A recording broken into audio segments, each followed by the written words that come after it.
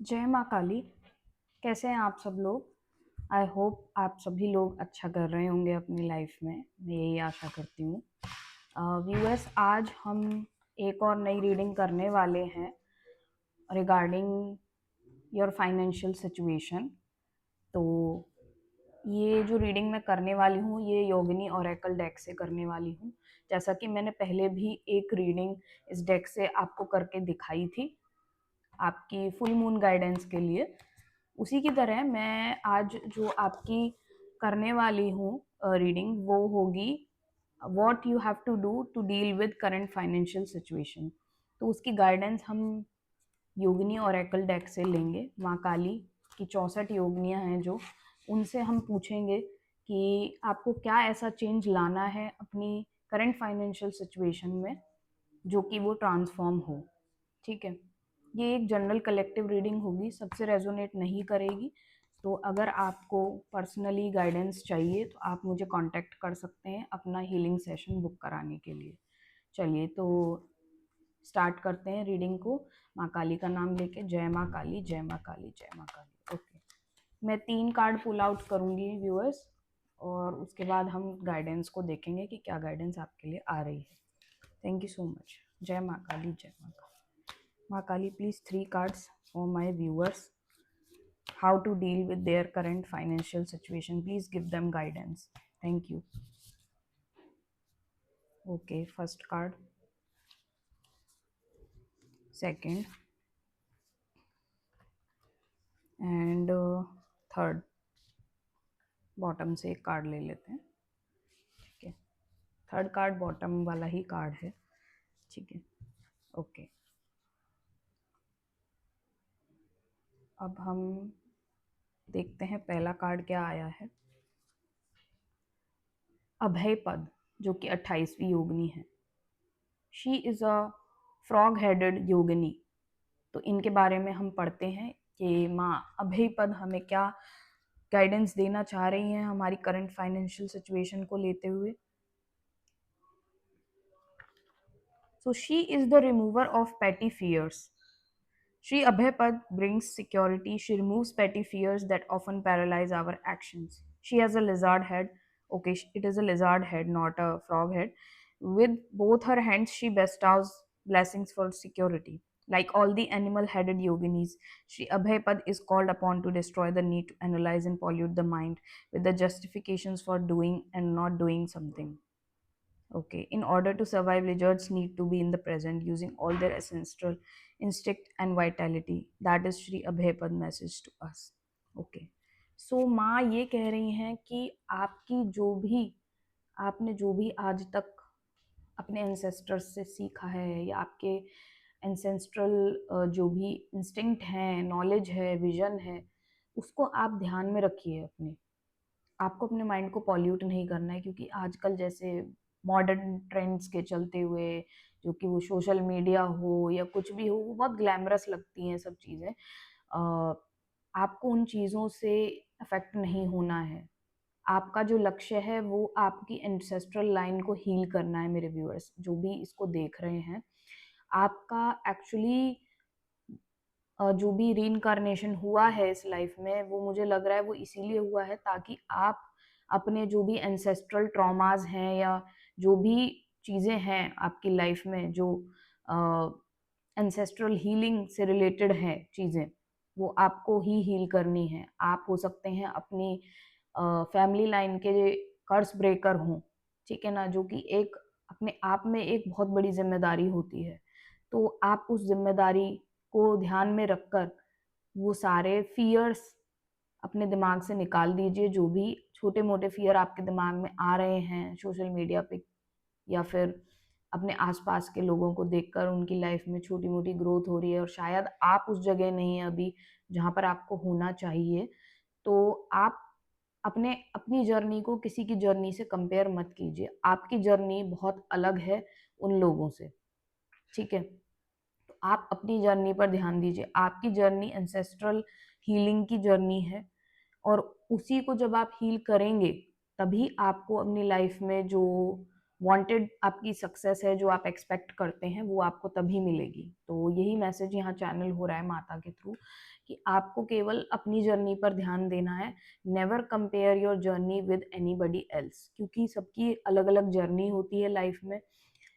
जैसे भाई बहन भी होते हैं, हो सकता है कि आप अपने भाई बहन या कजन से अपने आप को कंपेयर कर रहे हो, तो आप वो कंपैरिजन मत कीजिए, क्योंकि ऐसा ज़रूरी नहीं है कि आप एक ही पेट से जन्मे हैं तो आप सबकी लाइफ सेम होगी, या आप सबका जो विजन है लाइफ का वो सेम होगा, या आपका जो यहाँ पर पर्पस है आने का इस धरती पर वो सेम होगा। सबका पर्पस अलग होता है, और आपको खुशी,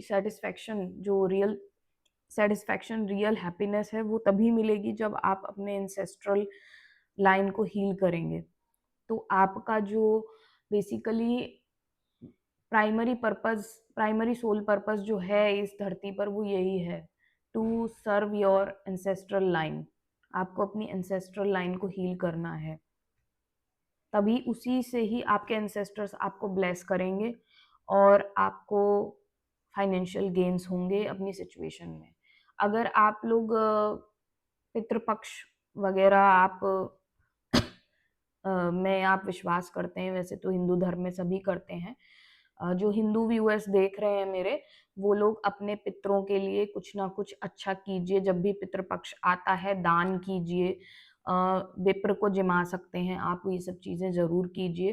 अपने पितरों को हमेशा क्या कहते हैं अपने ध्यान में रखिए, उनकी रिस्पेक्ट कीजिए। आप ज़्यादा से ज़्यादा ये भी कर सकते हैं, अमावस के दिन भी आप पीपल के पेड़ की पूजा कर सकते हैं, अपने पितरों के लिए दिया जला सकते हैं वहाँ पर।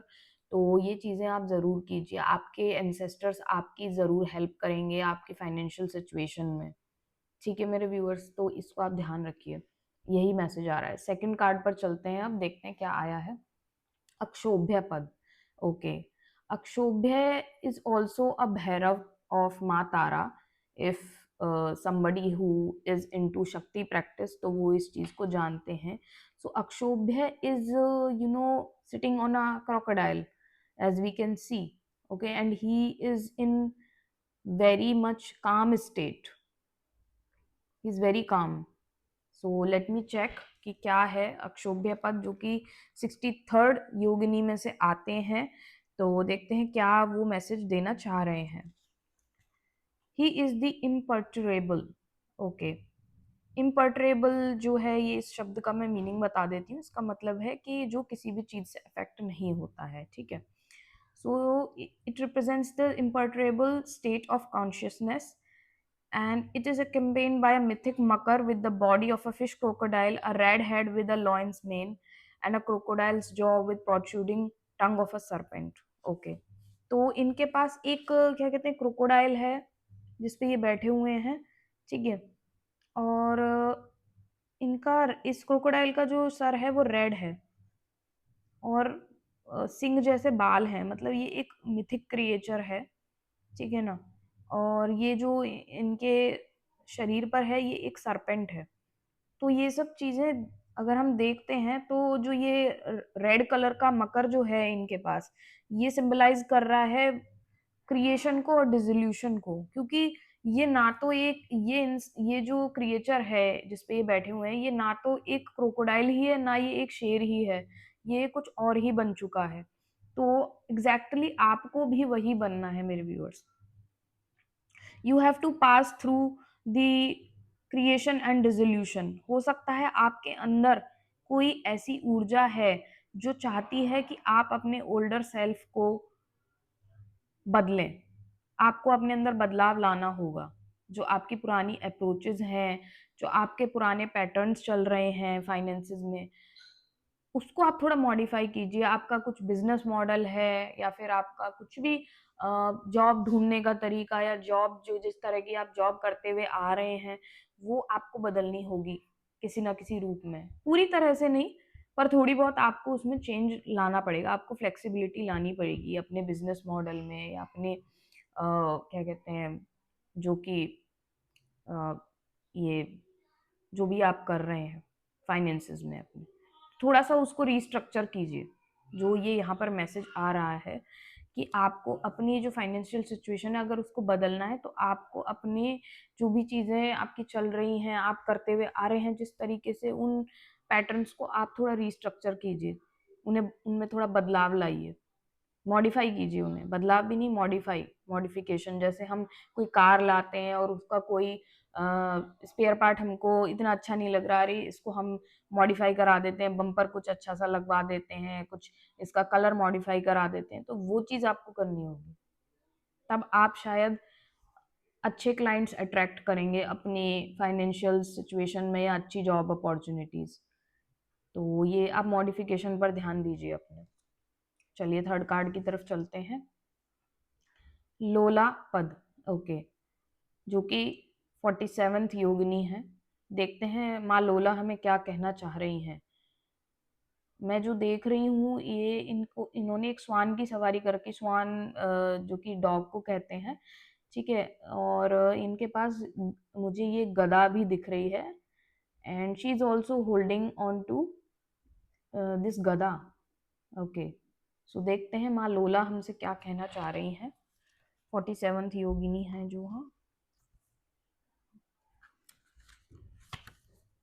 The wheel of Fortune, okay, wheel of Fortune का कार्ड आया है मेरे viewers. She is the wheel of Fortune. कोई ना कोई फॉर्च्यून आपका इंतजार कर रहा है आने वाले फ्यूचर में।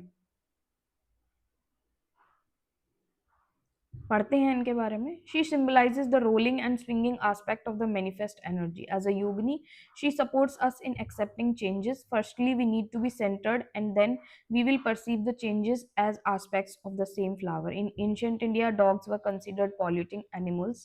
Her companion is a small dog. This is to put forth the idea that animals, person, or situations are not good or bad in themselves. In order to enjoy the day, we need to go through the night to enjoy silence. We need to know the sound.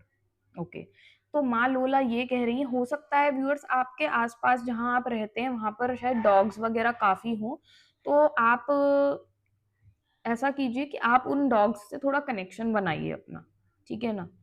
Feed them, help them, कुछ ना कुछ कीजिए उनके लिए, animals की care कीजिए, क्योंकि इसमें यही बोला हुआ है कि पुराने ज़माने में डॉग्स को एक मतलब गंदा एनिमल माना जाता था, बट जो माँ लोला है वो ये कह रही है कि आपको अपनी लाइफ के गुड और बैड सारे एस्पेक्ट्स को एक्सेप्ट करके ही आगे बढ़ना है। तो हो सकता है कि आप लोगों को केतु या शनि की कुछ परेशानी हो, तो आप डॉग्स को फीड कर सकते हैं जो आपके घर के आसपास हैं, स्ट्रीट डॉग्स स्पेशली, ठीक है। तो उनको आप सपोर्ट कीजिए, और आप फिर देखेंगे कि आपकी लाइफ में कुछ ना कुछ चेंज आएगा ज़रूर पॉजिटिव। सो उनसे अपना कनेक्शन ज़रूर बना कर रखिए आप, जो आपके स्ट्रीट डॉग्स हैं। That is also a guidance in this reading for you, okay. So ये थी आज की रीडिंग। अगर आपको अपने पर्सनल सिचुएशन को लेके कोई भी गाइडेंस चाहिए, तो I am giving you this assurance that this deck will provide you 100% clarity, okay. And आप किसी भी तरह की फाइनेंशियल सिचुएशन हो, या लव सिचुएशन, या फैमिली लाइफ की कोई भी सिचुएशन हो, इस डेक में सबसे बेहतरीन बात ये है कि आप लोगों को गाइडेंस मिलेगी उसके अकॉर्डिंग कि एक्चुअली आपको क्या ट्रांसफॉर्मेशन लाना है अपनी लाइफ में। ये डेक उस तरह का नहीं है जो कि केवल एक फैक्ट बता देता है आपको कि हाँ ये चीज़ गलत है, बस। ये डेक से हम रीडिंग जो निकालेंगे आपके लिए, उससे आपको ये पता चलेगा कि आपको एक्चुअली क्या चेंज लाना है अपनी लाइफ में, जिससे कि आप उस पॉजिटिव पाथ की तरफ जा सकें जिसको आप आज तक सोचते हुए आ रहे हैं कि ये मेरी लाइफ में होना चाहिए, ठीक है। तो अगर आपको कोई भी गाइडेंस चाहिए उस तरह की, तो आप मुझे प्लीज़ डीएम कीजिए, मुझे कांटेक्ट कीजिए।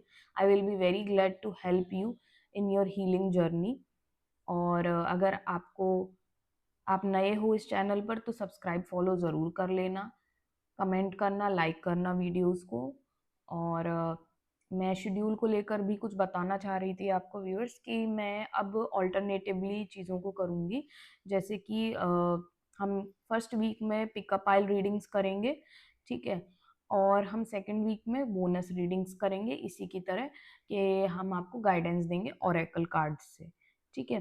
तो ये ही मेरा शेड्यूल रहेगा इस वक्त यूट्यूब पर। आप क्या कहते हैं, अगर आपको कोई भी गाइडेंस की ज़रूरत है तो आप कांटेक्ट मुझे कर सकते हैं। क्लेम ज़रूर कीजिए एनर्जीज़ को, आधी अधूरी रीडिंग मत देखिए, पूरी रीडिंग देखा कीजिए, सेव करके रख सकते हैं वीडियो को, बाद में आप देख सकते हैं। सो ये थी आज की रीडिंग। फिर मिलती हूँ दोबारा एक और नई रीडिंग के साथ।